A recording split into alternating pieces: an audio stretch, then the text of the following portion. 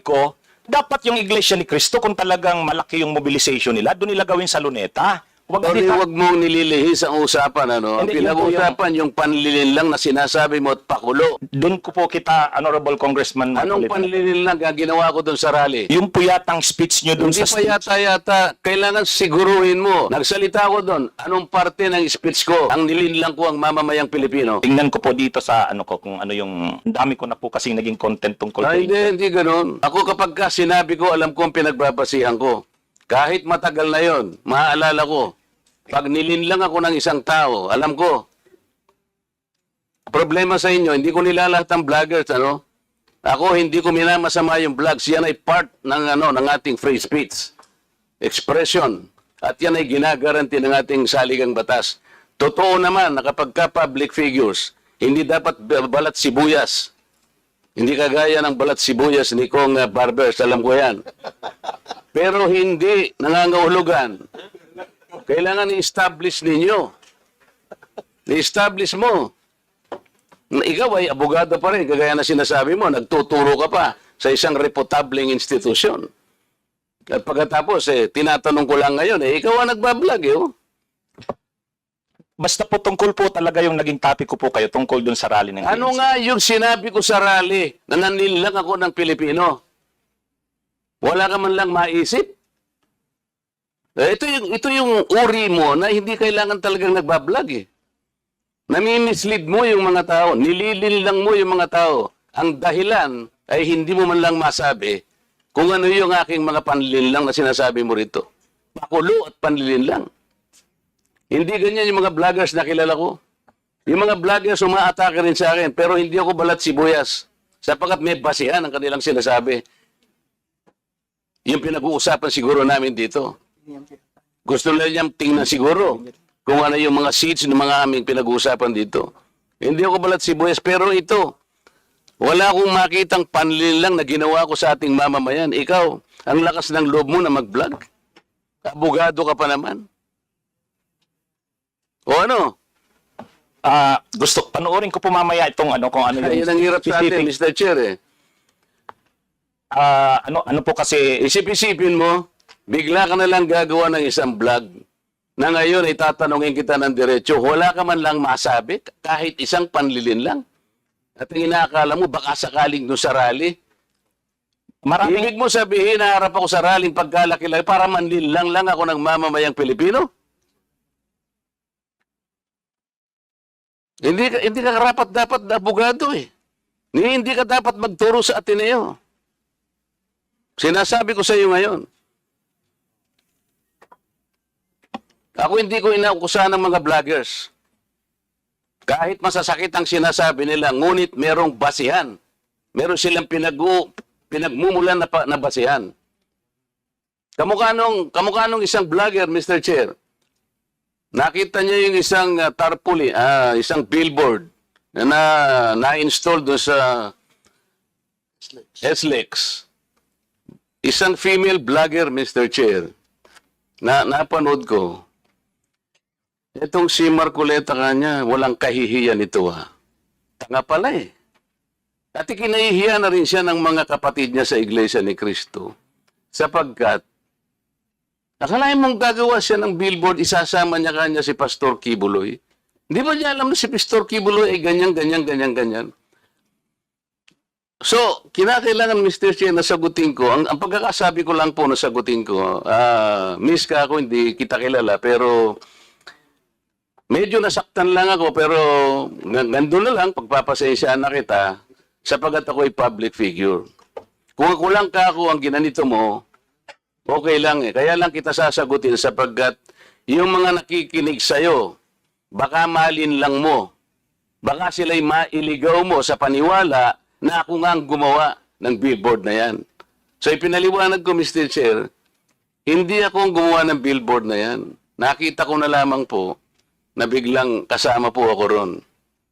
At hindi naman po ipinaalam sa akin nung gumawa. Siguro po dahil si Pastor Kibuloy po ay tumatakbo ring isang senador, inakala niya sigurong magiging maganda rin para sa kanya kung kami po'y magkasama. Ako naman po, wala namang magagawa tungkol doon. Pero hindi ko na po Wala na po akong reaksyon sapagkat public figure nga po ako eh. Lahat kami ay tatamaan. Ito nga po yung napakagandang pagkakasalita po sa Korte Suprema eh. Mr. Chair, basahin ko lang, maliit lang po ito. The interest of society, ito po yung United States versus Bustos. The interest of society and the maintenance of good government demand a full discussion of public affairs. Complete liberty to comment on the conduct of public men is a scalpel in the case of free speech. The sharp incision of its probe relieves the abscesses of officialdom. Men in public life may suffer under a hostile and an unjust accusation. The wound can be assuaged with the balm of a clear conscience. A public officer must not be too thin-skinned with reference to comment upon his official acts. Kaya ko na lang siyang i-tolerate, Mr. Chair, yung babaeng yun eh. Pero ikaw, attorney, dahil sa attorney ka, yan ang sinasabi mo, at nagtuturo ka pa sa isang reputable institution, dito lamang sa title mo eh. Huwag maniniwala sa pakulo at panlilinlang ni Marcoleta. Pagkatapos tatanungin kita ngayon, kung anong panlilinlang ang ginawa ko, wala ka man lang masabi. Kaya naman kitang idemanda pero hindi na kita pagtitsagaan eh, kung ikaw lang. Gusto ko lang malaman ng mga tao na walang basihan tong ginagawa mo. Para sa akin, sapat na nakabayaran sa'yo. O total, hindi na siya makakimbo, Mr. Chair. Tatigilan ko na siya. And with that, Congressman Marcoleta, that will serve as your time as interpellator. Ang haba ng interpellation mo. But I will not deduct that sa sa time mo, Congressman Marcoleta. Okay. Attorney Ricky, you still want to pursue your or that will be it? So yun lang po. Siguro we give you time also to to answer back on baka panoodin mo muna yung mga vlog mo. Later on, you can approach us if you wanted to defend your Dapat nga, mag-disbar pa yan eh. You have your time, Congressman Marcoleta. We'll be giving time to Attorney Ricky to defend himself. Ano lang po siguro, fairness, and Mr. Chair? maging equal lang treatment natin sa lahat. What we wanted here is to be fair, para give also a chance to Attorney Ricky para to prove himself by watching yung mga vlogs na ginawa niya. Sige, go ahead, sir. Mr. Chair, yun po yung sinasabi ko na kapag kakasuhan halimbawa ang isang vlogger tulad ko sa ganyang sinabi ko, kung public official yung naging subject ng aking vlog, ipo-prove na malicious yung intent ko. Yun yung pagkakaiba. Pagka-private naman, hindi, presumed kaagad na malicious. So, yun po yung pagkakaiba. Kaya, yan po yung ang isa pa, yung mga members po ng Congress, lahat po tayo, kahit ordinary citizens, may freedom of expression, freedom of speech. Kami ring mga vloggers, mayroon. Ang pagkakaiba lang po natin, kayo pag nasa Congress, hindi kayo pwedeng kasuhan kasi may privilege kayo, anumang sabihin nyo. Pero kami, kahit vloggers kami, pwede kaming kasuhan. Yun nga lang, ang pagkakaiba, ang magiging defense talaga namin, freedom of expression. Kaya nga, kapag kinasuhan kami ng private individuals, ipuprove nung malicious kaagad ang presumption. Pero sa public figures, ipuprove na may actual na malis kami sa sinabi namin. Yun lang po. Hanapin ko po mamaya yung kasi ang dami ko na contents na na-create kay Congressman Marcoleta. So talagang hindi ko na po masagot. Pero sorry po kung kung Yes, we understand your situation, Okay Attorney. po. Kaya nga, for now, Mr. Chair.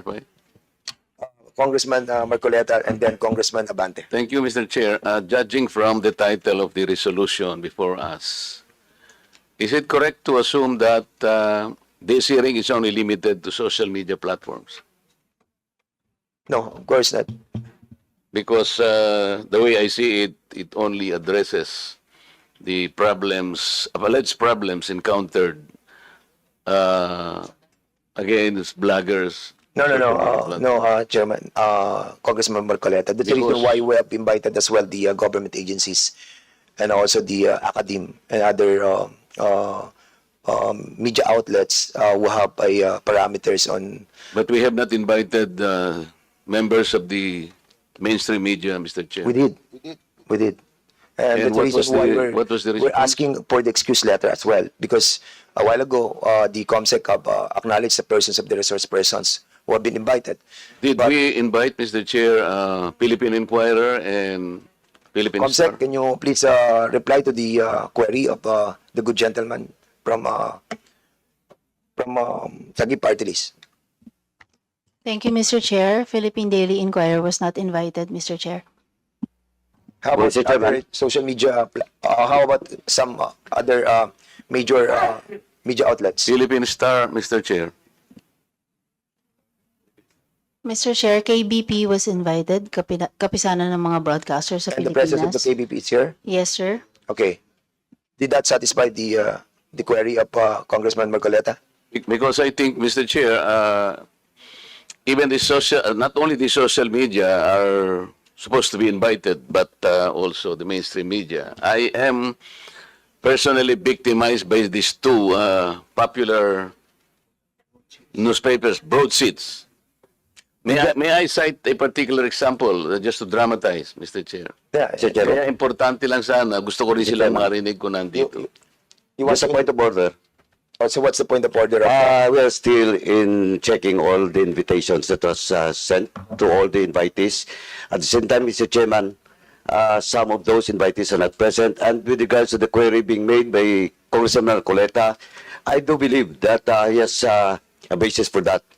And since, Mr. Chairman, the COMSEC has confirmed that indeed Philippine Daily Inquirer and Philippine Star are not invited in today's hearing. Since Congressman Marcoleta is not a member of this committee, may I respectfully move, Mr. Chairman, that in the next hearing, we will invite Philippine Daily Inquirer and Philippine Star to expedite discussion, Mr. Chairman. So move, Mr. Chairman. May I know, Mr. Chair, why By Congressman Paduano, and we have to tackle first the motion. Huh? We have to tackle the motion. I That's what, second the motion. and there's that was duly seconded. Any objection? Hearing none, the said motion is now approved. So, Congressman Marcoleta, your query is valid. Unfortunately, I think it's the fault of the COMSEC for not inviting, because you have to consider as well that we have invited so many already for the bloggers. It was like 40, and we cannot accommodate everybody. And that's the reason why your query is so valid that we will be inviting them in the next hearing. And at the same time, having said that, your story about being victimized of those two broadsheet can be tackled in the next hearing. So the next item. Mr. Chair, Yes, you have the floor right now, Congressman. I just would like to find out if Miss Elizabeth Joey Cruz, aka Joey DeVere, Vivre, was invited. Concept, If he was invited, Mr. Chairman, we'd like, Once I'd again, a like, point of order, Mr. Chairman. what's the point of order? Once again, Mr. Chairman, the floor is still with Congressman Marcoleta. And is she okay na po ba? Kaya Congressman Marcoleta with regards to the query that I Well, actually, move to invite Philippine Daily Inquirer and Philippine Star. Yes, And yes, it was yes. approved. Well, Now, actually, I have already taken action. I on know, the but query of the floor is still Congressman. with Congressman Marcoleta, and I asked personally Congressman Marcoleta to the chair if he is satisfied with the motion that I have made, Mr. Chairman. And after that, siguro, let's proceed with another member of the House of this committee. Congressman Marcoleta, please. Thank you, Mr. Chair. I still have to include another aspect of inquiry. Kasi hindi lamang po yung social media at saka yung mainstream media. I was also personally victimized by certain survey firms. Nagsasurvey po sila. For example po, yung SWS, kailangan sabihin ko na po. Nag-survey po sila ng third quarter survey last year. And they listed 40 names, senatorial preferences. Nandito po sa akin, ibibigay ko po yung kopya po, reference ng ating committee. There are 40 names mentioned and indicated in that list. Ito po, Mr. Chair. Gusto ko lamang pong emphasize na dito sa 40 senatoriables po na kanilang ginamit dito sa survey na to, meron pong 6 na relatively unknown. Babasahin ko po ang pangalan: Adonis Jerome, Andamo Jocelyn, Arambulo Ronel, Doringo Mimi, Floranda Mori, Danilo Ramos. Meron po naman 7 na sikat, Mr. Chair, pero hindi naman nagpahayag po ng pagtakbo bilang senador. Andiyan na po si dating Pangulong Rodrigo Duterte, dating Senador Franklin Drilon, dating Senador Richard Gordon, Harry Roque, dating Vice Presidente Robredo Maria Leonor, at saka po yung ating Secretary of Defense, Gilbert Chodoro. Pero po malinaw dito, Mr. Chair, hindi po nila ako nilagay dito sa 40. Pero no pong yung outcome pong ito ipalabas nila, number 36 po ako. Paano po mangyayari na ako po ay magiging number 36, hindi naman po kasalo rito? Ito po yung klase ng mga manipulative surveys na pinaniniwalaan po ng mga tao. Sana po hindi na lang nila ako sinama sapagkat wala naman ako rito. Sino po ba si Adonis Jerome, Andamo Jocelyn, Arambulo Ronel, Doringo Mimi, Floranda Modi, Mr. Kong Barbers, may kilala ka ba rito? Bakit naman po, hindi ko naman po pinagpipilitan na isama nila ako rito.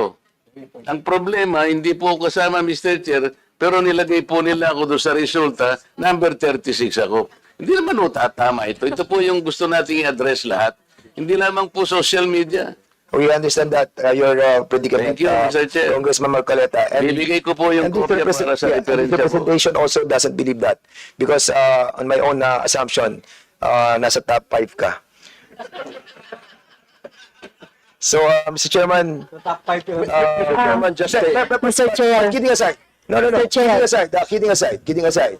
We have to tackle that issue as well, that being espoused by Congressman Marcoleta. So we will be inviting over in the next hearing, what survey firm is that? SWS and the Pars Asia. Ilan ba yan? Ito lang muna yung nakita ko. Because- At saka yung Manila Broadcasting Corporation. MBC. Because in the House resolution itself, the House resolution number 2147, it clearly states, Social media lang. Yeah. Medyo lang eh. Oh, kaya yun lang yung topic natin. But we cannot, but it was, We are it not was delivered. No. Congressman Barbers, you have delivered in your privilege speech a wide, comprehensive approach on this matter. That And I is think correct, Mr. inviting Chair. over the survey firm is also correct. yeah, maybe we Because can we are tackling expand. not only the House Resolution number 2147, we're also tackling 2 privileged speeches that was delivered by you. So I think may basis po yung kay Congressman Marcoleta. Okay, and at the same time,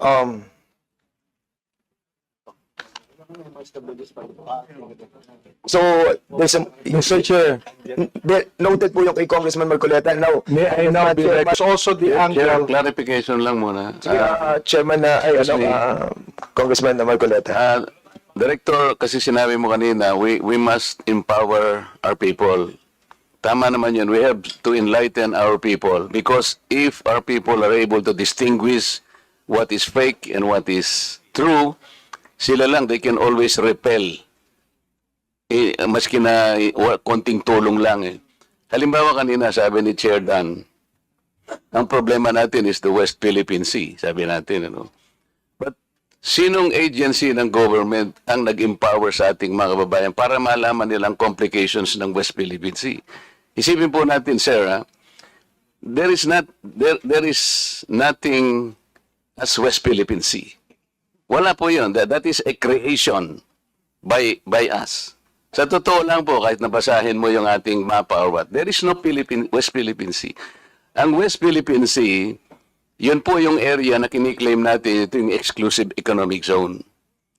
the complications of the West Philippines Sea has not been explained to our people. Kaya po, nagiging vulnerable tayong lahat eh. Ang sinasabi nila, inoccupied daw ng China ang ating territory.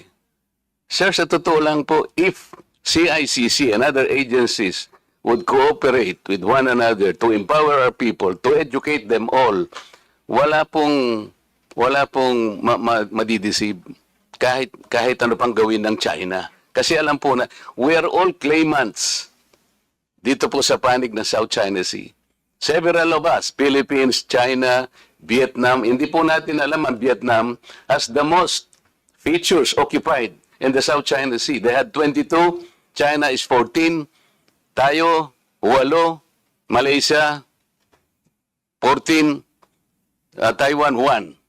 Pero po, kaya po nagsimula dito, yung mga tao natin, ang mga kababayan natin, kahit na pong i-feed mo sa kanya, akala niya yung totoo because we were unable to educate them. We have not enlightened them as to the complications of the South China Sea. What is the South China Sea? Di ba? So, doon po tayo magsimula. Ngayon, magdi-discuss tayo. We will repel this. Mahirapan din po eh. So nagiging biktima po lahat ang kababayan natin. Kahit na po dito sa ating kapulungan ngayon, hindi pa nila alam kung ano-ano po ba ino-occupy ng China.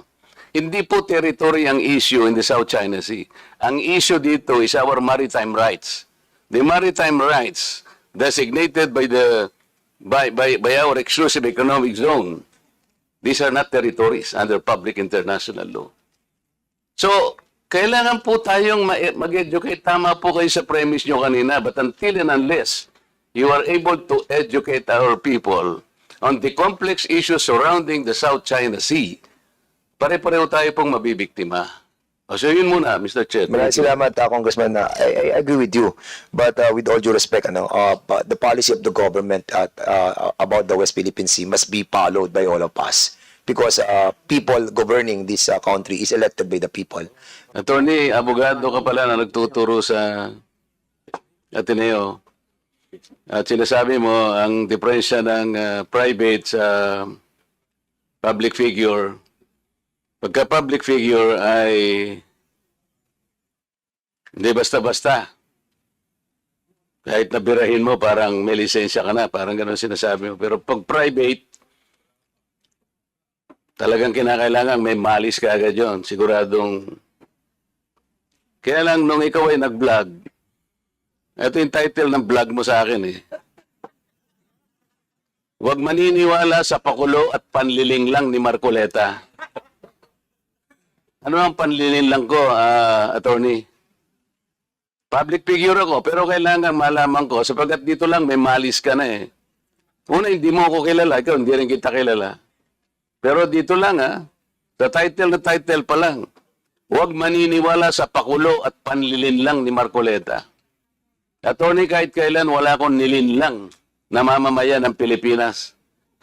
Wala kang karapatan na akusahan mo ako ng ganito. Kung ang pinag-uusapan ay gusto mo lang ma-informahan ang mga nagpa-follow sa iyo kung sino-sinong maraming nagpa-follow. Pwede mo ba sagutin ito muna? Ano yung panlilin lang na sinasabi mo rito?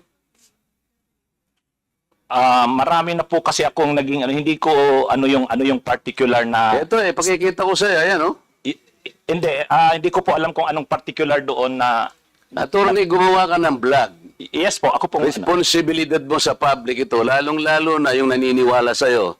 Hindi ako maniwala kung paano mo silang napaniwala. Pero itong sinabi mong ito, may pakulo ako at panlilin lang. Ito yung sagutin mo. Hindi ako naniniwalang hindi mo naalala ito. Mr. Chair? Mr. Chair? Actually po, dun yata yan sa rally ng Iglesia ni Cristo na naging subject din ako po ng programa ninyo sa yung 20 kasama Honorable Congressman Marcoleta. Ako po yung naging subject nyo doon ni Saganang Mamamayan. Kasi ako yung nag-comment na sabi ko, dapat yung Iglesia ni Cristo kung talagang malaki yung mobilization nila, doon nila gawin sa Luneta. Huwag sa Liwasan.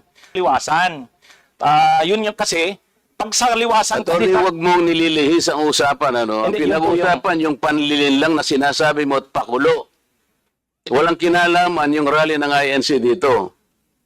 Doon ko po kita, Honorable Congressman Anong Marcoleta. panlililang ang ginawa ko doon sa rally? Yung po yatang speech nyo doon Hindi sa pa yata, kailangan siguruhin mo. Nagsalita ko doon, anong parte ng speech ko ang nilinlang ko ang mamamayang Pilipino? Honorable Congressman Marco, yung reaction ko po yata yung speech nyo po doon sa Ano stage. nga, kung alam mo yung speech ko, ano yung panlilinlang doon? Tingnan ko po dito sa ano ko kung ano yung ang dami ko na po kasing naging content tungkol po Ay, dito. hindi ganun. Ako kapag ka sinabi ko, alam ko ang pinagbabasihan ko. Kahit matagal na yon, maaalala ko. Pag nilinlang ako ng isang tao, alam ko. Problema sa inyo, hindi ko nilalahat ang vloggers, ano? Ako, hindi ko minamasama yung vlogs. Yan ay part ng ating free speech. Expression. At yan ay ginagaranti ng ating saligang batas. Totoo naman na kapag ka public figures, hindi dapat balat sibuyas. Hindi kagaya ng balat sibuyas ni Kong Barbers, alam ko yan. Pero hindi nangangahulugan. Kailangan i-establish ninyo. I-establish mo. Ikaw ay abogado pa rin, kagaya na sinasabi mo, nagtuturo ka pa sa isang reputableng institusyon. At pagkatapos, tinatanong ko lang ngayon, ikaw ang nagbablog, oh. Basta po tungkol po talaga yung naging topic ko po kayo tungkol doon sa rally ng Ano ANC. nga yung sinabi ko sa rally na nanilang ako ng Pilipino? Wala ka man lang maisip? Ito yung uri mo na hindi kailangan talagang nagbablog, eh. Nami-mislead mo yung mga tao, nililinlang mo yung mga tao. Ang dahilan ay hindi mo man lang masabi kung ano yung aking mga panlilinlang na sinasabi mo rito. Pakulo at panlilinlang. Hindi ganyan yung mga vloggers na kilala ko. Yung mga vloggers umaatake rin sa akin, pero hindi ako balat sibuyas. Sapagkat may basihan ang kanilang sinasabi. Yung pinag-uusapan siguro namin dito. Gusto nila niyang tingnan siguro kung ano yung mga seeds ng mga aming pinag-uusapan dito. Hindi ako balat sibuyas, pero ito, wala akong makitang panlilang na ginawa ko sa ating mamamayan. Ikaw, ang lakas ng loob mo na mag-vlog. Abogado ka pa naman. O ano? Gusto, panoorin ko po mamaya itong ano, kung ano Ayun yung ang hirap sa atin, specific. Mr. Chair. Ano po kasi, Isip-isipin mo, bigla ka na lang gagawa ng isang vlog na ngayon ay tatanungin kita ng diretso, wala ka man lang masabi, kahit isang panlilin lang. At ang inaakala mo, baka sakaling doon sa rally. maraming, Ibig mo sabihin, naharap ako sa rallying pagkalaki-laki para manlilang lang ako ng mamamayang Pilipino? Hindi ka karapat dapat na abogado, eh. Hindi ka dapat magturo sa Ateneo. Sinasabi ko sa iyo ngayon. Ako hindi ko inaukusahan ng mga vloggers. Kahit masasakit ang sinasabi nila, ngunit merong basihan. Meron silang pinagmumulan na basihan. Kamukha nung isang vlogger, Mr. Chair. Nakita niya yung isang tarpaulin, isang billboard na-install doon sa SLEX. Isang female vlogger, Mr. Chair, na napanood ko. Itong si Marcoleta kanya, walang kahihiyan ito, ha. Tanga pala, eh. At kinahihiya na rin siya ng mga kapatid niya sa Iglesia ni Cristo. Sapagkat, akalain mong gagawa siya ng billboard, isasama niya kanya si Pastor Kibuloy. Hindi ba niya alam na si Pastor Kibuloy ay ganyan. So, kinakailangan, Mr. Chair, na sagutin ko. Ang pagkakasabi ko lang po na sagutin ko, miss ka ako, hindi kita kilala, pero medyo nasaktan lang ako, pero nandun na lang, pagpapasensya na kita, sapagat ako ay public figure. Kung ako lang ang ginanito mo, okay lang, eh. Kaya lang kita sasagutin sapagkat yung mga nakikinig sa'yo, baka malin lang mo. Baka sila'y mailigaw mo sa paniwala na ako nga ang gumawa ng billboard na yan. So ipinaliwanag ko, Mr. Chair, hindi ako ang gumawa ng billboard na yan. Nakita ko na lamang po na biglang kasama po ako ron. At hindi naman po ipinaalam sa akin nung gumawa.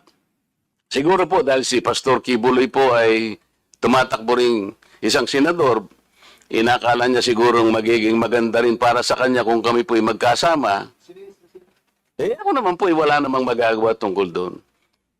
Pero hindi ko na po, wala na po akong reaksyon sapagkat public figure nga po ako eh. Lahat kami ay tatamaan.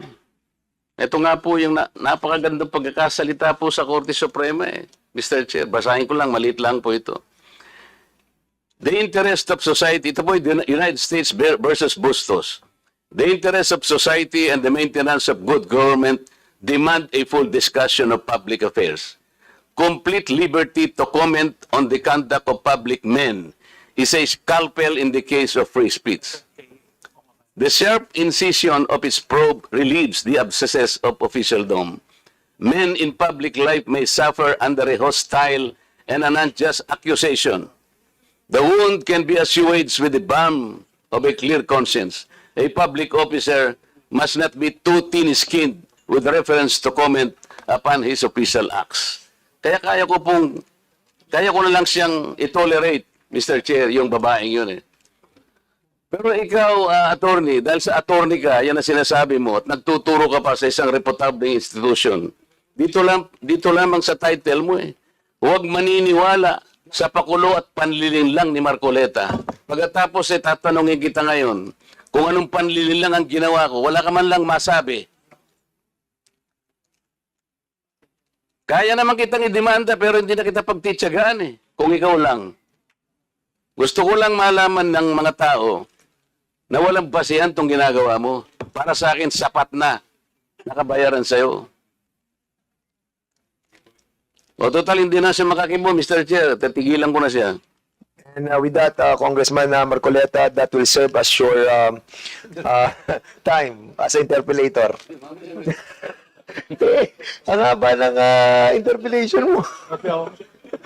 But I will not deduct that sa time mo, Congressman Marcoleta. Okay. Attorney Ricky, you still want to pursue your or that will be it? So yun lang po. Siguro we give you time also to answer back on baka panoodin mo muna yung mga vlog mo. Later on, you can approach us if you wanted to defend your... Dapat nga, madisbar pa yan eh. You have your time, Congressman Marcoleta. We'll be giving time to Attorney Ricky to defend himself. Ano lang po to have siguro, fairness, and Mr. Chair? maging equal lang treatment natin sa lahat. What we wanted here is to be fair, no? Para give also a chance to Attorney Ricky para to prove himself by watching yung mga vlogs na ginawa niya. Sige, go ahead, sir. Mr. Chair, yun po yung sinasabi ko na kapag kakasuhan halimbawa ang isang vlogger tulad ko sa ganyang sinabi ko, kung public official yung naging subject ng aking vlog, ipo-prove na malicious yung intent ko. Yun yung pagkakaiba. Pagka-private naman, hindi, presumed ka agad na malicious. So, yun po yung pagkakaiba. Kaya, yan po yung ang isa pa, yung mga members po ng Congress, lahat po tayo, kahit ordinary citizens, may freedom of expression, freedom of speech. Kami ring mga vloggers, mayroon. Ang pagkakaiba lang po natin, kayo pag nasa Congress, hindi kayo pwedeng kasuhan kasi may privilege kayo, anumang sabihin nyo. Pero kami, kahit vloggers kami, pwede kaming kasuhan. Yun nga lang, ang pagkakaiba, ang magiging defense talaga namin, freedom of expression. Kaya nga, kapag kinasuhan kami ng private individuals, ipuprove nung malicious kaagad ang presumption. Pero sa public figures, ipuprove na may actual na malis kami sa sinabi namin. Yun lang po. Hanapin ko po mamaya yung kasi ang dami ko na contents na na-create kay Congressman Marcoleta. So talagang hindi ko na po masagot. Pero sorry po kung kung Yes, hindi ko we masagot understand talaga. your situation, Okay Attorney. po. Kaya nga, As na po ito. So, hinahanap ko po talaga yung vlog ko na yon kung tungkol saan. So, nakita ko na po, October 21 pa po pala yon 2024. May post kasi si Honorable Congressman Marcoleta, ang post niya, yung tungkol sa pagbisita niya sa Naga. Taga-Naga po kasi ako. Nakipagkita siya kay former Vice President BP Leni. So, ang post ni Honorable Congressman Marcoleta, na yun yung mark ng pagiging statesman. Kasi hindi siya kay Duterte, kay Marcos, kay Leni, para sa kanya unity. So yung topic ko, huwag padadala sa pakulo at panlilinlang ni Anong Marcoleta. panlililang doon? Yun nga po, explain ko yung sinabi ko. Kasi Ano nga? opinion ko po ito. Sabi ko, Oo nga, hindi panlilinlang yon. Nakipag-handshake ako. Kaya nga, ang At sabihin sinabi ko ko, lang, unity begins. sabihin ko lang po handshake. yung sinabi ko doon sa vlog ko. Hindi, panlilinlang ba yun? Mr. Chair, point of order lang po. Para What is the magkaroon point ng- of order? Point of order po hindi, yes. Dapat po, we, Okay. Chair, Okay. you So, what is the point of order Kasi you of gave time Congressman to Franz Castro? attorney. Wait, I'm still speaking. Sorry. What's the point of order of Ms. Point Franz of Castro? order po yung conduct nung palitan nila ng exchanges of words.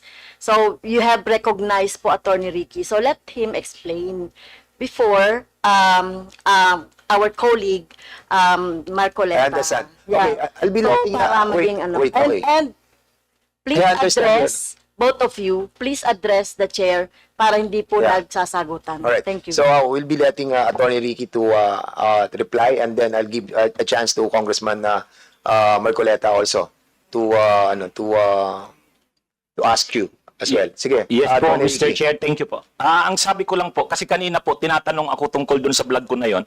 Hindi ko talaga maalala sa dami ko ng vlog. So, binasa ko po, pinanood ko. So, tungkol po yun sa post ni Honorable Congressman Marcoleta. Sabi niya, reading from netizens, reactions on my brief and casual meeting with former VP Leni. After my trip to Sipokot, I now realize how really divided our people are. Reaching out to all our leaders can also be personal. Our ability to show our humanity beyond the realm of political. How else are we able to exemplify the true meaning of statesmanship if you refuse to extend your hand to all who wants to grasp it? I believe unity always begins with the handshake. Tapos may picture siya, kasama niya sa PBBM, si Duterte, si Leni, si Sara. Ang reaksyon ko doon, sabi ko, wag tayong padadala doon sa pakulo na yon at panlilang na. Kasi sabi ko, ang totoong statesman, ang paninindigan niya para sa bayan. Hindi ko nakita kay Congressman Marcoleta na ang mga paninindigan niya sa issue ay para sa bayan. So honest opinion ko po yun. Yun po yung ko. Hindi po ako doon, hindi po malicious yung yung intention ko doon. Mr. Chair, may I react? Marcoleta, now you have the floor. Pinutol mo lang, attorney. Ang kasunod nun, alam mo, tingnan po ninyo yung record ni ni Congressman Marcoleta. Siya yung nagsara sa ABS-CBN. Ang yabang-yabang niya. Yes. Isipin mo, sasabihin mo sa akin, you do not even know the issues. Attorney, alam mo ba yung issue sa ABS-CBN? Yes po. What do you know about it? Mr. Chair. You can reply, Attorney Ricky, please. Mahaba po yung mga issues. Pero ang niresyo pong issues doon, maraming hindi binabayaran na tax ang ABS-CBN, may mga properties na in-acquire na illegal yung pagkaka-acquire, hindi binabayaran ng mga workers. So, mainly po yun yung nakita kong niresyo yung issues nung pinasara yung hindi binigyan ng renew yung franchise. So, Mr. Chair, ano ang panlilingdang doon? Ni hindi mo alam yung Philippine Depositary Receipts, ni hindi mo alam yung corporate layering, ni hindi mo alam yung transfer pricing na ginamit nila para magkaroon tax evasion through Big Dipper. Ni hindi mo alam ang napakarami nun. Pagkatapos magbibintang ka na pakulo lang lahat ito, tako'y nanlilin lang. Ano ang binibigay mo sa followers mo, Mr. Chair? Wala kang masabi na panlilin lang eh. Ang sinasabi mo ngayon, opinion eh. Pwede kang humabyo ng opinion, attorney ha, kung talagang attorney ka. Pero wag kang mag-chat na ako'y nanlin lang ng mamamayang Pilipino. You want to reply, Attorney Ricky? Yes, Mr. Chair. Ayun, Okay, yun go po ahead. yung, kaya ko po sinasabi na yung ako naninindigan na yung vlogging ko, hindi po fake news kasi opinion ko po yun. Basta mo na lang sasabihin, Mr. Chair, na opinion mo yun, pero bilang tinarge mo ako na manlilin lang. Hindi ka ba magsasabi ng facts mo kung paano ako nanlilin lang ng Pilipino? Abogado ka, di ba? Mr. Chair, abogado daw ito eh. Attorney, you want to answer back? Again, Your Honor, yun na rin yung sinasabi kong concepts natin na ang mga public officials, talagang open sila na punahin, i-criticize. Medyo masakit minsan, pero yan yung pagkakaiba ng public official sa private citizen. Mr. Chair, hindi siya nagkikriticize eh. Sabi ko nga, binigyan kita ng halimbawa doon sa isang babaeng vlogger na sinabi niyang tanga ako at ikinahihiya ako ng lahat ng mga members ng INC. Pinatawad ko na siya ron eh. Masakit yun pero dahil meron siyang nakitang ganun. Pero ikaw sinabi mo eh, nanlin lang ako eh. Ngayon sinasabi mo, may opinion ka, nanlin lang. Wala kang masabi ngayon kung ano-anong ginawa ko para manlin lang ako ng Pilipino. Hindi ka abogado eh. Hindi opinion ito. Mr. Chair? Yes, sige. Okay na po siguro. Kasi marami pa sigurong pag-usapan. Ikaw ang manlilin lang. Okay. Thank you so much to both of you. We exhausted that issue and we let the both parties to say their piece. And that's the spirit of this committee, no? Para maging balanse po tayo and fair. I want him to apologize, Mr. Chair. Kung abogado ka talaga, Sorry, Mr. Chair, I won't apologize. Opinion ko yon. With that, we'll dwell to the next issue, no. Ano na muna tayo sa interpellation. Balikan na lang natin mamaya issue yan. Kung ayaw niya mag-apologize, I think we cannot force him to say sorry about it. Mr. Chair, I move that he be cited for contempt. So there's a motion Peddling to, lies okay. before this committee. So We cannot even answer simple questions kung paano ko nilinlang ang mga Pilipino. We cannot just let people, kahit na ba public figures tayo eh. I give him the chance. okay, 1 minute suspension.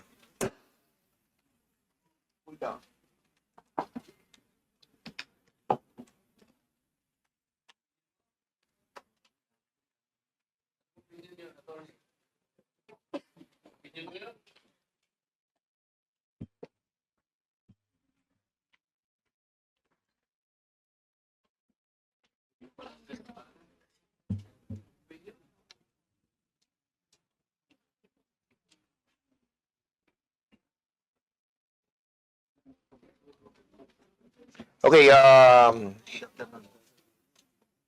hearing resume. The parliamentary status ng ating committee, there's a motion that was moved by Congressman Marcoleta to cite Attorney Ricky in contempt. Unfortunately, Congressman Rodante Marcoleta is not a member of any of this committee. So he cannot move any motion regarding this issue. I'm sorry, Congressman Marcoleta, because I've been informed that you are not a member of any of the committees. And according sa ating rules, hindi po pwedeng mag Mr. Chair, may I ask my friends in this committee who are well-intentioned enough, and I think they wanted also to protect not only the reputation of this committee, but I think in the interest of truth. With that, Mr. Chairman, siguro, Mr. Chairman, co-chair. Hello. Mr. Chair. While, sige, Congressman, Can we table this motion for the meantime and proceed with the interpellation? Yeah. I think we can go back to that motion later, By but others. I think we should discuss that thoroughly, since this will be a contempt order and it will be needing the approval of the members present. So it's already 3 p.m. and we have 11 interpellators. So that is my suggestion, Mr. Chair, with the indulgence of Congressman Marcoleta. The members here have been here since early this morning. So kung pwede, tumuloy na muna tayo sa interpellation, then we'll go back to your motion. no, we cannot go back to the motion unless we will be able to talk to the other members to move for that motion. Then for the meantime, we'll Mr. Chair, be we asking, table the motion. yes, yeah, we will table the motion, and for the meantime, we'll be asking Congressman Plato to proceed with the interpellation. So, Congressman Marcoleta, we'll be giving you a time to convince other members to move that that motion. Congressman Plato, you have the floor. Thank you, Honorable Chairs. Magandang hapon po sa inyo lahat at ang mga colleagues, other colleagues, and the distinguished resource persons and guests. Kanina po kasi, umalis na po kasi si Yusek D. But I was about to ask Secretary Oy regarding doon sa lumabas kasi sa column ni Marichu Villanueva sa Philippine Star. May sinabi siya kasi doon na gusto ko lang liwanagin. When Secretary Oy, ang sabi po niya, the agency is encouraging tech-savvy watchdogs to join forces with volunteer groups like Scamwatch Filipinas, which is committed to help the government in vigilant guarding our automated electoral process. Does this mean, Mr. Chair, that Scamwatch Filipinas as a volunteer group be also needing the accreditation from the COMELEC in this regard? Like what NAMPREL and other volunteer groups have done to make them more credible or reliable in giving out information on matters regarding the election matters. Mr. Chair, can we ask the Yusek Ramos about this? Yes, Mr. Chair. I think the Secretary has preempted a scheduled activity wherein COMELEC and the other stakeholders for the election will be signing a covenant in a matter of weeks, and Scamwatch is one of them who will be who was invited through our CAC, the Commission COMELEC Advisory Council. So they need definitely not actually accreditation, but a recognition of COMELEC to become one of the watchdogs, if what role they can play. Mr. Chair, Yusek Ramos, is Scamwatch Pilipinas the only tech-savvy volunteer group we have now in the country? Meron po bang iba? There are several, Mr. Chair. Ilan ba? Ilan po ba? At saka, pwede mong banggitin, sino pa? Well, in those that have signed an agreement or memorandum of understanding with the CICC, aside from Scamwatch, we have the FinTech Association, we have Protecta. I think hindi ko lang memorize, we have 7 or 8 of them who signed an agreement with us. Mr. Chair, can we invite them, Mr. Chair? Can I suggest that we invite this, is Josel de Guzman here, the convener of Scamwatch Pilipinas? Comsec, have we invited this resource person? Josel de Guzman? Then, therefore, please take note that during the next hearing, we'll invite the resource person mentioned by Congressman Plato. Thank you, Mr. Chair. Ito ba sa nabanggit mong 7, 8 ba? 8? Kasama ba rin sila sa monitoring sa incidents ng malicious or libelous, misinformation or disinformation, and the so-called deep fakes now abounding in various social media platforms? Mr. Chair, we haven't finalized the list of those groups, private sector groups, and civil society. It was a suggestion to bring in as many participants who have a large membership, considering that they will have the capability to reach out. Thank you, Mr. Chair. Thank you, Yusek Ramos. Okay, thank you, Congressman Plato. The next to interpolate is Congressman Raul Manuel. However, he's not around anymore. The next to interpolate, no? He will give his letter to Congresswoman. Okay, Congressman Franz Castro is recognized. Thank you, Mr. Chair.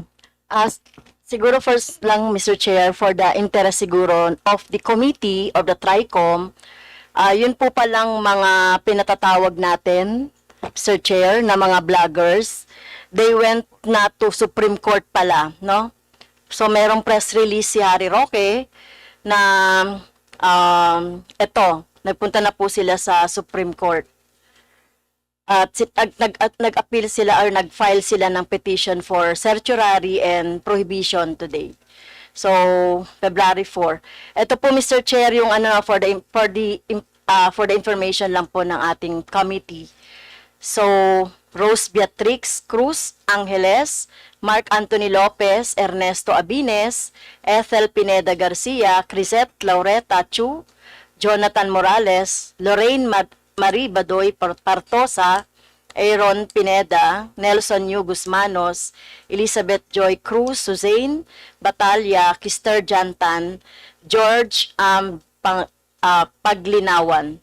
So, yun po, Mr. Chair, no, nasa Supreme Court sila, nag-file daw po sila ng certiorari at sinasabi nila na yung ginagawa daw natin ay unconstitutional.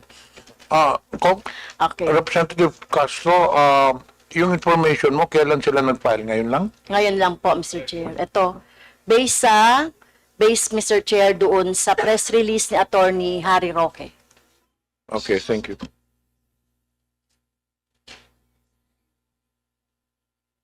Okay, you can proceed with your interpellation. So,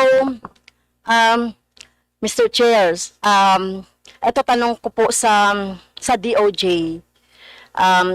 Mr. Chair, sino po yung dinamanda? Quadcom or Tricom? Yung committee, Mr. Chair, yung TRICOM. TRICOM. Yung TRICOM, nag-file sila ng certiorari, motion for certiorari.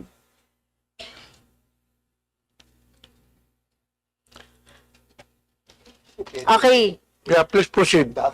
Thank you, Mr. Chair. Ito po, no, yung tungkol po doon sa, I know, yung red tagging po, Mr. Chair, meron na dyang mga jurisprudence ang Supreme Court, meron na rin sa mababang korte, etc.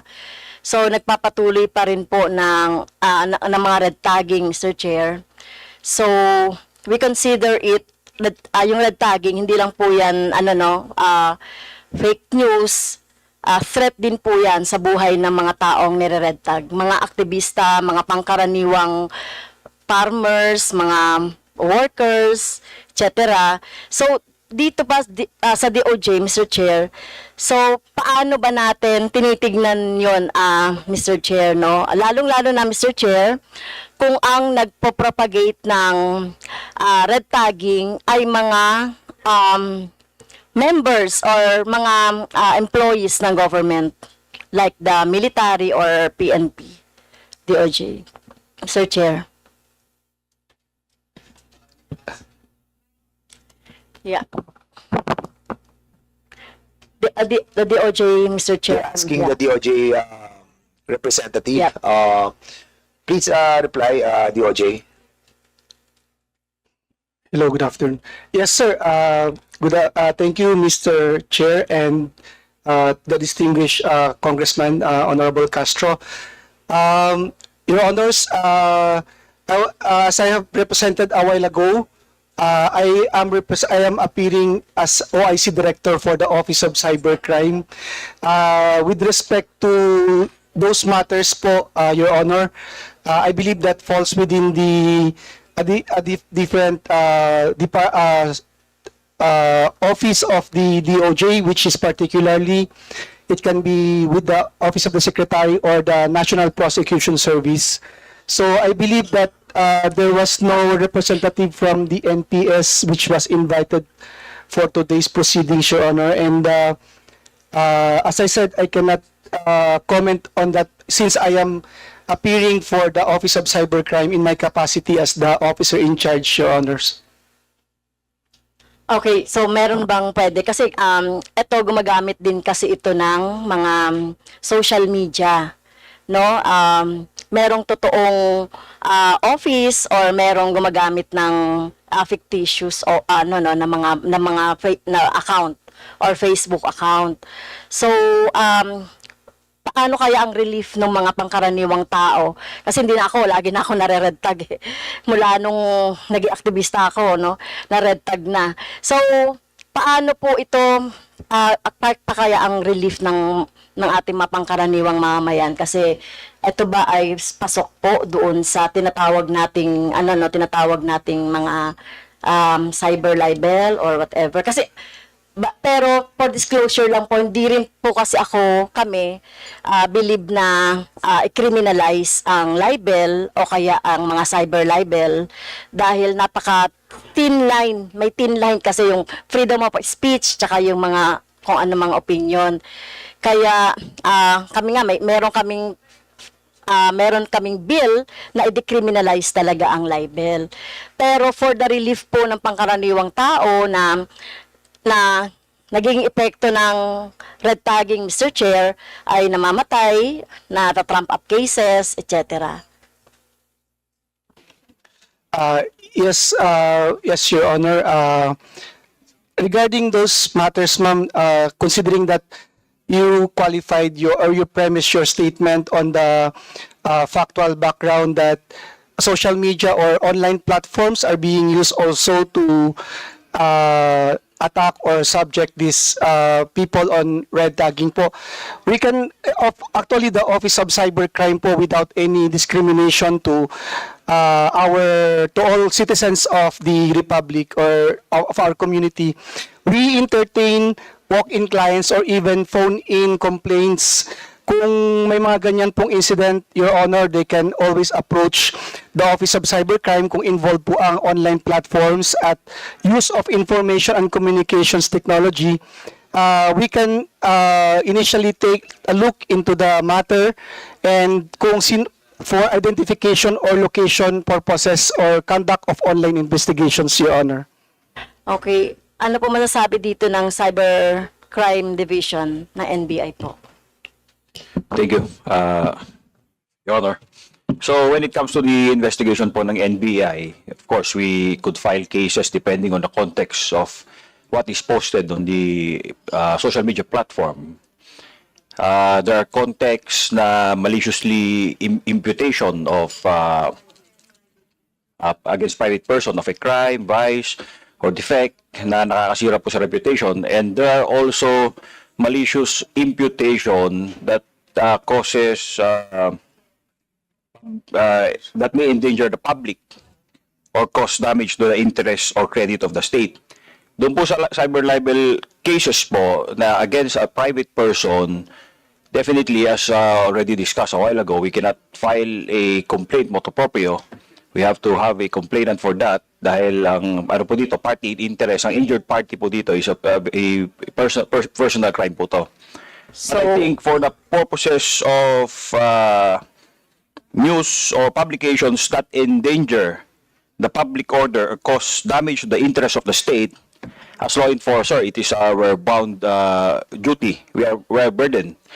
Ito po yung ano natin, duty po namin as law enforcers to stand up for the state and file cases in behalf of the state. Okay. Pero if it is a person, no, that reputation damaged a person, marami nang namamatay, no, sa mga nare-red tag. So it is a cause of concern pa rin, no, kasi sa nangyayari sa society natin at nang nabibiktima ay ang mga pangkaraniwang mga mamamayan na nagkikriticize sa government or may ginagawa na, nagsasabi ng kung ano man yung mga pwedeng gawin ng government. But anyway, ito po, dito po I'm interested po, Mr. Chair, dun sa Press 1 PH, yung mga research nila, no? So, nakikita po natin yung source noong mga behavior ng mga data na nilalabas sa social media. Like, for example, Mr. Chair, pag ako nag-criticize ako ng something, o kaya pag may mga Quadcom, lumitaw ako sa Quadcom, nag-criticize ako sa mga Duterte, etc., alam niyo po, Mr. Chair, ano na yan, sabay-sabay yan, maglalabasan yung mga pare-pareho na mga comment against me. Like for example, yung mugshot ko no doon sa Davao, nilalabas yan. So ano po yung masasabi niyo doon? So syempre, tingin niyo po ba merong something like may mga trolls na bayaran na naggumagawa ng ganon based doon sa yung study na tingin ko kaparehas din po noong mga pinisentyo kanina. Mr. Chair, I think sa marami po namin naging findings, no, wala kaming naging finding na may involved na pera. No? So, I'm not at the liberty to say na may binayaran or may nabayaran. Pero, clear po dun sa data na nag-gather namin na yes, simultaneous yung activity. So, siguro around 15 to 20 tweets in 4 minutes, no, from different accounts and same tweets. Ganun yung character po ng activity. And all of this amounted to 1,200 tweets na monitored na namin. So marami pa po kaming hindi pa nahahanap na tweets na lumalabas that follows the same pattern. No, pero when it comes po sa bayaran ideals, wala po kami nakitang ganun so far. Ganun din po ba yung behavior pag TikTok? Kasi may ganun din. Alba, naglabas ka ng content. Tapos, okay naman yung content mo. Tungkol halimbawa sa salary, no, yung content. Pero sabay-sabay na maglalabasan diyan na NPA ka, ganito ka, ganyan, sabay-sabay yan. Pero ang content mo naman ay para sa salary or para sa teacher. So, ano masasabi niyo po dun? Mr. Chair, I think sa labas po na investigation namin, other news agencies and investigative organizations have already observed similar findings. No? Pero from our end po, we have not yet studied that po. Yes po. Last question na lang po, Mr. Chair, sa ating mga vloggers, no? So, do you think po merong something like ang hirap magsalita, no? Kasi ako freedom of expression ang aking advocacy. So, nahirapan ako ngayon na para mag-regulate, no, ng mga sinasabi. So, I'm sorry. So, ano kaya yung pwedeng, dapat ba maglabas tayo ng parang guidelines lang? So, hindi naman kailangang i-curtail yung opinion or i-curtail yung gustong sabihin. Wag lamang pong siyempre nagmumura o wag lamang pong nagti-threat. So, sa mga vloggers po natin, Attorney Ricky, so tingin niyo po ba merong tayong dapat na gawin or i-propose na amendment somewhere in the law para po, syempre, yung ating mga vloggers ay magkaroon naman ng konting ewan ko lang, anong tawag doon. So, Attorney Ricky, tsaka pwede rin siguro si Mark at tsaka si Malu. Sir Chair. Thank you po, Mr. Chair. Doon po sa tanong ni Honorable Congresswoman Franz Castro, talaga po naman kasing nagagamit masyado yung freedom of expression. Pero paano naman siya ibabalance doon sa damage sa individuals at sa society? Ang Isolayca Lopez, nagpatawag ng rally yung mga DDS dyan sa veterans at saka sa EDSA Shrine. 25 lang, 30 lang ang umattend. Sabi, dagsa ang mga supporters ni VP Sara. Ang nagrarally doon, 30 persons lang. Pero tingnan mo yung nanonood sa vlog ng vlogger na yon. 6,000 ang actual concurrent viewers. Wala akong ganong viewers, ganong kalaki na 6,000, 7,000. So, ano po yon? Trolls yun. At dahil pinapatronize yung mga vloggers na to, ginaganaan silang mag-vlog kasi nagmo-monetize sila. Hindi yun dahil sa binabayaran. Kumbaga, kumikita po yung vlogging dahil doon sa ganun. So, meron ba tayong, Mr. Chair, meron ba tayong parang, kasi meron din naka-file dito na parang against sa mga troll farms, no? Pwedeng, pagtingnan siguro, no? Kung, yes po, Mr. okay. Chair.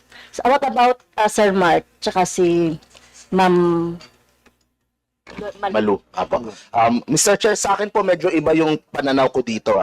Totoo, meron pong mga troll farms, meron talagang mga operator na ganun po yung ginagawa. Marami din po talaga yun. Pero sa case po ng DDS, marami din naman po sa kanila organic Mga totoong kasi meron po ito po yung naging problema, Mr. Chair.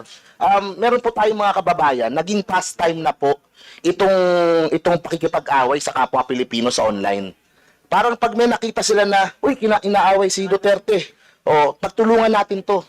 Kumbaga, yun ang pastime nila. Doon sila nalilibang na murahin si ganitong congressman, murahin si ganitong bastusin si presidente. Pero lahat po yun online. Pero pag sa personal, hindi naman po sila bastos eh. Kumbaga, hindi naman po nila masasabi yun in person. Yun nga po, hindi nga po naka-attend yung karamihan po sa kanila dito.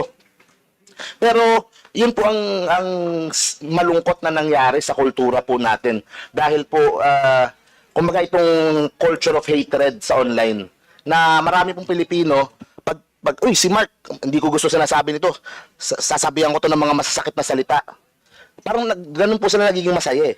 At hindi po ito mga bayaran, hindi po ito mga computer, mga totoong Pilipino po ito. Na kapag kaharap mo naman in person, hindi ka naman magawang mamura. Talagang pag sa online lang, siguro yung trip nila. So, ang ibig sabihin nun, hayaan na lang, no? At pwede po Hayaan na yung lang comment natin section yun. sa ibang mga Okay. Yun po palang gusto ko din sabihin, Mr. Chair. Like sa TikTok, pwede pong i-moderate yung mga comments, pwedeng isara. Tapos pwedeng i-approve lang kung ano yung gustong pumasok. Sa mga news outlets po, pwede din po nilang isara yung kanilang mga comment section sa mga Facebook posts para po hindi nag-aaway doon sa comment section nila yung mga Pilipino. Kasi po, ang nangyayari, doon po nagbabardagulan, nagkakasakitan, parang Sinasabi mo, Mr. Chair, sinasabi ni Mark na meron namang option na pwedeng tanggalin yung isara po yung comment isara po section yung- sa for different posts. not necessarily na i-curtail din natin yung mga opinion. Tsaka malaking bagay din po yung mga react sa Facebook eh. Kasi po, nagiging way of bullying din yung haha-react. Kasi po wala namang iba-ibang klase ng reaction pag sa Instagram tsaka sa ibang mga platform eh. Pero sa Facebook, di ba, merong like, merong love, may laugh, merong care, may iba-ibang react. Yung pong haha-react ay nagagamit po pambubuli pag sa isang post. Kahit kunyari, seryoso po yung post ng ninyo o nung lalagyan at bubuhusan nila ng haha-react dahil kalabang kayo nung politiko na kasama po nila. So that becomes a form of bullying din po.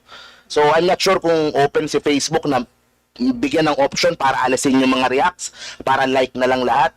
Kasi pwede naman pong kunyari, yung post nyo, pwede ko namang i-share sa wall ko, tapos magsasalita ako ng contradicting, pero sa wall ko. Hindi po kailangang maging toxic dun po sa comment section. Thank you, Mr. Chair. So, meron po ba si Mamalu?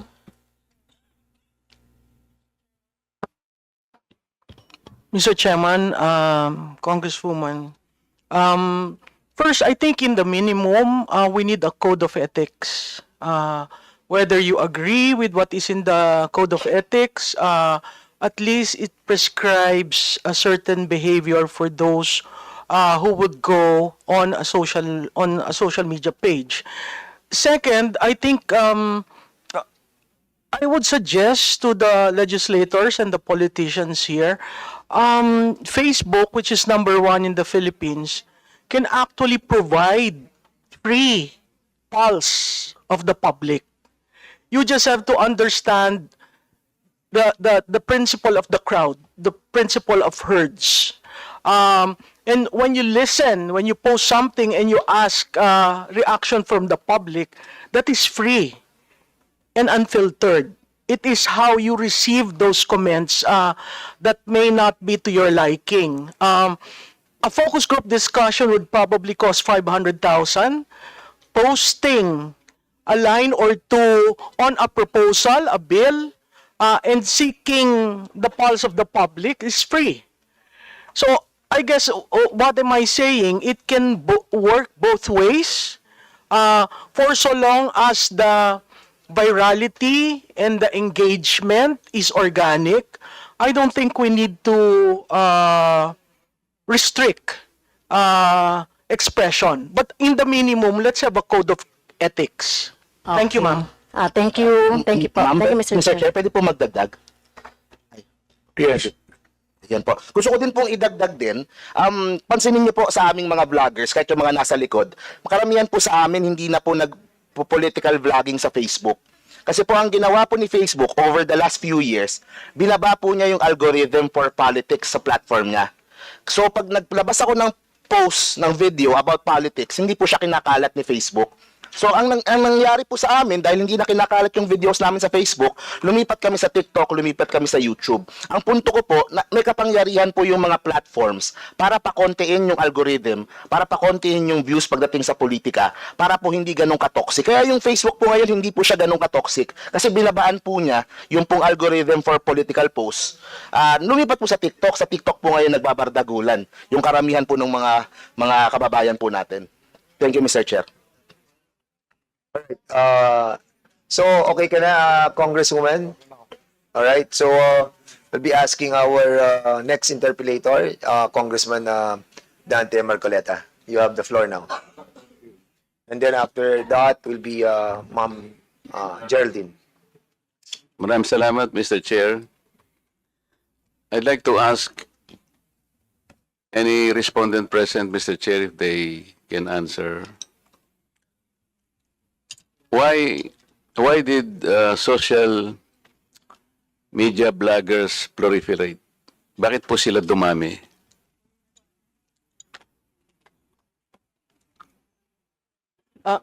Mr. Chairman, if I may. Would you want to answer the Yes, sir. question? Anybody, Mr. Chair? but you're raising your hand, ma'am. Yes, sir. Sige, go Bakit ahead. dumami? Because it is free. It's personalized. You hide behind the veneer of some lock their profile. So bakit dumami? It's the in thing, mabilis. Again, I go back to the 3 seconds rule. Hindi mo siya mahagilap. Pangatlo, dahil personalized, Filipinos are very personal. They're very private. But because of Facebook, you are able to immediately say something, post something, and if it virals or is shared, then to a certain degree na-discover mo yung kagandahan ng technology. It's just that syempre meron ring side na ina-abuse. So sir, libre yun. Imagine you talking to your loved ones, free. TikTok created a different animal. But TikTok is very segmented. You want to talk with the youth, go TikTok. But you cannot carry, your messaging has to adjust to their level. You cannot be doing TikTok and talk about freedom or rights. You have to contextualize that. So, makikita nyo ho, ibang-iba. And the other thing that, it's not only Facebook, even IG, Filipinos are very visual. So, you take a picture na napaka-ordinaryo, they will not share. But you add color, you add culture, it becomes shareable. So these days, our world is becoming so small that you can actually send so many things and it becomes viral. So Is it also possible, Mr. Chair, that they can get more information, they can share more information through social media than they can get from the mainstream media? pwede yun, sir. May replacement factor kasi ang mainstream media takes a while to print. But ito, at the moment, you get to push what is happening. And That sometimes they do not trust mainstream media for information. meron study, sir, na ganyan. Yes, because, Mr. Chair, ako po, biktima ko po na biktima rin ako ng dalawang broad seat na yan. Yung sinasabi ko po sa inyo kanina, when we started, if you remember, last January 13, this year, there was a huge rally that happened. And I think this is something that we can agree on without debating with one another. It was a huge rally. In Metro Manila alone, the two broad states, I was referring to, estimated the crowd to be in the vicinity of 1.8 million participants. And there were 12 more sites across the nation. So the total, according to estimates, should not be less than 4 million people. Pag binasa po ninyo yung dalawang broad seats, Mr. Chair, on December 14, where the event is supposed to be reported. Hindi man lang po ako na-mention eh.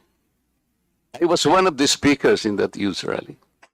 Ang ating Senate President po was not there. Pero was given at least 2 paragraphs doon sa kanilang. Meron pong mga politicians na dumalo doon, although they were not invited. Pero na-mention po silang lahat. Ako po na nagsalita close to about 1 hour. Ni anino ko po hindi nabanggit eh. Mr. Chair, kahit na po sana yung sinabi, there was a politician who spoke there. We don't know him at all. Baka okay na sa akin yun eh. Not even an asterisk. Mr. Chair, tingnan po ninyo yung slogan ng dalawang broadsheets. Balanced news. Fearless views. How can you balance that news? When one of the actors there, ako po yung nag-provide ng context. Bakit po takot na takot sila na banggitin na sa... Siguro, Mr. Chair, kung baka may litrato akong maliit doon, baka mamaya nilagnat po yung editor doon. Eh. Yung isa pang broadsheet, truth shall prevail. Paano po? Nasaan po yung truth doon? Other politicians who just happened to be there, na-mention po lahat ang pangalan. Except me. So dito po, natitipon tayo ngayon para pag-usapan yung mga bagay-bagay na nai-report yung po talaga sobra. And I admit that. Kagaya po nung nangyari kanina ngayon. Yung iba naman po tama lang yung ginagawa nila, Mr. Chair, sapagkat they can criticize. Lalong-lalo na po doon sa mga public figures and public servants like us. Huwag po tayong balat sibuyas, sabi po ng jurisprudence. Meron pa nga pong doctrine of fair comment. Ito po ay nagawa dun sa Borjal versus CA. Na kapag ka po yung isang pinag-uusapan relates to public interest, in public discourse, wag po tayong masyadong manipis. Talagang meron po silang karapatang i-criticize tayo. Tama po yun. Maliwanag po na nakalagay sa ating saligang batas. Pinoproteksyon na ng free speech. At pagka po public issues po, public discourse talaga, may karapatan sila kahit vlogger sila, kaya mag-criticize. Meron lamang po talagang dapat na limit lamang na dapat po yung mali siya ay wag namang pinakikiusap natin, wag naman nilang ilagay yon. Kanina po, napatunayan ko na po kanina na dahil ako po naglagay lang ng isang sa aming Facebook yata yon. Kinakamayan ko po ang ating former Vice President kasi nandun po ako sa Naga. Napansin namin nung bago kami umalis, malapit po pala yung opisina niya doon sa aming sinakyan. Ay naipasya namin na bisitahin din ang ating Vice President. Para sa akin po wala naman pong masama siguro. Naipaliwanag ko lamang doon na I was running as an independent. Talaga naman po. So if I associate myself even personally to our public figures, at sinabi ko nga po doon, I can relate myself even personally, and even unity can begin in a handshake. Bakit naman po kailangan mag-vlog siya na yun po ipakulo at panlilin lang? Ngayon tinatanong ko po sa kanya kung ano yung panlilin lang doon. Doon hindi na po yun na public discourse Sana man lang kung sinabi niya yung pagka-handshake, mali. Okay lang yun Kagaya po nung sinabi ko rin kanina na may nakitandem po sa akin isang senatorial aspirant. Hindi naman po ako yung gumawa ng billboard. Tinatawad ko na po yung female blogger na yun Kasi kasama po yun sa ating buhay bilang public servant. Yan po talaga ay protected ng ating saligang batas. Ang medyo masakit lamang po yung nagpapanggap na akala mo responsible sila. Abogado pang naturingan at nagtuturo pala. Pagkatapos patututsadahan ka ng huwag kayong maniwala sa pakulo at panlilinlang ni Marcoleta. Wala naman po siyang maihayag na isang uri man lang na panlilinlang. Ayun na po yung nakakasakit. Nakakalinlang na po. Siya po yung nanlilinlang na, hindi po ako eh. Naililigaw po niya yung marami. Ayoko po, Mr. Chair, na matapos tayo dito na parang kinakartel po ang rights ng mga vloggers. Hindi po, huwag natin gagawin yun. Sapagkat karapatan po nila na i-criticize tayo sa paraan na talagang kailangang mangyari yon. Pero wag silang magpapakasobra, kagaya po ng aking sinasabi kanina. At sabi niya, hindi siya mag-apologize sapagkat opinion niya. Pwede po bang mag-formulate ka ng opinion nang hindi mo naman kayang i-substantiate? Mag-charge ka ng isang tao na sasabihin mong nanlilin lang ng kapwa Pilipino at opinion mo pala yun? Yun po siguro yung dapat nating lamang nabigyan ng attention, Mr. Chair. Yung mga ganong klaseng mga pamamaraan ng pag-criticize sa atin nang wala namang basihan. Pag may basihan po, yun po yung sinasabi ng doctrine of fair comment. Basta mayroong pinagbasihan po na kinakailangan kang makriticize. But if unity begins with a handshake, ay sasabihin niya pong panlilin lang. Talaga po, hindi naman tama yun eh. Kaya po sa ngalan po ng mga vloggers na kailangan din po natin sila, lalo na ang kinukomment po nila yung governance. Okay lang po sa atin yun. Huwag po tayong magiging balat sibuyas, sabi po ng jurisprudence. Kami po ay hindi balat sibuyas pagdating doon. Ngunit, kailangan tayuan naman po nila pagkaharap-harapan. Yung criticism po dapat merong basis. Kung wala pong basis, Mr. Chair, ay lalo pong napapahamak yung mga taong pinagsisilbihan nila. So, imbes na po sila yung makapag-inform, na ililigaw po nila yung marami sa atin. Yun po siguro yung dapat nating bigyan ng Katulad po ng binanggit ko kanina, sana maitanong ko po kay Dr. Rachel Khan kung nandyan pa po siya. I think yung ating pong akadema, umalis na siya yung nasa online. Kasi kanina po, Mr. Paalam Chair, kanina. dinistinguish po niya yung misinformation, disinformation, at saka malinformation. Yun pong Maybe you can ask, misinformation. yung isa nating academe nandito pa ba yung academe natin sa sa UP? Kung nandyan po siguro, wala na po ba? Pa-excuse na rin, Congressman Marcoleta. Yes, You can Mr. proceed. Chair, sinabi po sa misinformation, ito po ay karaniwan, nangyayari sa pagkakamali at wala naman siyang intensyon na iligaw yung ating publiko. Yung isa po yung disinformation, ito sinabi niya ito yung deliberate. Ito yung manipulative. Dito po ay masasakop yung ginawa ng dalawang broadsides. Deliberate po na ginawa nila eh. Manipulative sapagkat paano po nila ako naalis doon sa pangyayari noong January 13. Isa po ako sa nagsalita. Sana man lang may sinabi sila, meron pong isang taga-Congress ang nagsalita. Period. Okay na po sa akin yun. Pero totally po na obliterate po ako. Iyon po ay disinformation. Yun po ay hindi tama at nalilin lang po ang ating mga mamamayan. Lalo na po yung malinformation. Ito po ay nangaatake ng reputasyon. Ito po yung deepfake. Ito lamang po siguro yung inaatake natin. Pero po yung misinformation, nagkamali siya halimbawa, na-overlook po niya yung ibang mga bagay.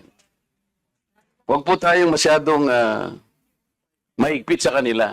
Pabayaan po natin sila sapagkat nakakatulong naman sila. Baka naman sa ating pagmamadali po ay nagkakamali rin tayo. Hayaan natin silang i-criticize din nila tayo. Huwag lamang po yung talagang lantaran na po at deliberate. At kung titatanungin mo naman, wala naman po palang basihan kagaya po ng napatunayan ko sa hapong ito. Maraming salamat, Mr. Chair. Okay, thank you so much, Congressman Marcoleta. I was supposed to ask you something about that Supreme Court decision about the Balat Sibuyas issue. When was this promulgated? Ay, hindi pa tayo dapat magtanong, ano? Sa resource person pala. Don't you think it's high time that we have another jurisprudence? Because Hindi, matagal na to, Mr. Oo, Chair. Pero oo. landmark ito eh. Oo nga, matagal Kasi yan. pagka hindi naman, siguro hanggang ngayon naman, relevant pa ito. Otherwise, the Supreme Court, Pero iba na kasi yung iba na kasi yung texture ng ating ng evolution ng meron din naman, technology. Yabut versus Office of the Ombudsman. Ang sabi niya, a public official, more especially an elected one, kagaya mo, Mr. Chair, should not be on your skin. Wala na, makapal na ang mukha natin. Kaya nga eh. Pero you're asking for jurisprudence, nandito po lang yun. Ito, recently Yeah. ito kasi may ombudsman na tayo ngayon. But most likely, naging basis ng ombudsman was the jurisprudence of the Supreme Court of the onion skin. But I think kasi hindi naman yung skin natin ng yung damdamin natin eh. Ang problem yung damdamin ng mga nakapaligid sa atin, pamilya natin, anak natin. Sila yung tinatamaan dito eh. Di ba? I know that we should not. But well, sabagay, desisyon po yan ng kataas-taasang Korte Suprema, and we respect that. But I think with the evolution of the different technology, yung mabilis na evolution, I hope that the decision, mga jurisprudence natin, must also evolve. Yeah, so deepfake. So, yeah, tama. So, pagbigyan pa naman po natin ang ating pong kasamahan, Kong Geraldine